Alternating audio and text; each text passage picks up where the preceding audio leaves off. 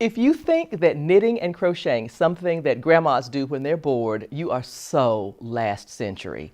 The textile arts are back with a vengeance, and FiberFest 2014 was the place to find everything you need to know. Knitting, crocheting, weaving, and spinning. If it happens in the world of textile arts, you can sit down on right there and learn how. You could really get hands-on at FiberFest 2014. But first, there are a few misconceptions to clear up. See that? That's not a crocheting needle. That's a crocheting hook. And there's a fundamental difference in the way those are used to make the functional and the fanciful, like the yarn bombing all over Irving Convention Center lobby. For the uninitiated, yarn bombing is like graffiti, but made of yarn, sort of street art by people who are really good with their hands.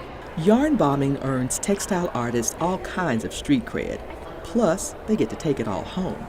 The textile arts have experienced a huge resurgence in the past decade, but they never really went away. The textile arts are something everybody runs into every day, and they don't even know it. The carpet you sit on, the clothes you're wearing, the phone lines, your voice is carried over the fiber optic network. It all comes back to the work that we do in these rooms. Stephanie Pearl McGee, aka the Yarn Harlot, is an author, humorist, and knitting expert who believes most folks get it all wrong when it comes to textile artists. Well, it's that people often don't understand, you know. They'll think that what we're doing is silly or ridiculous, and I often make my favorite analogy as a Star Trek convention.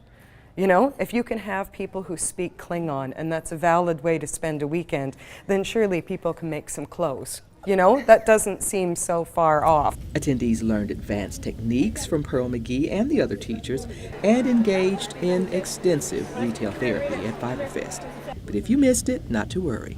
FiberFest returns to the Irving Convention Center in 2015. This is Kathy Whiteman reporting.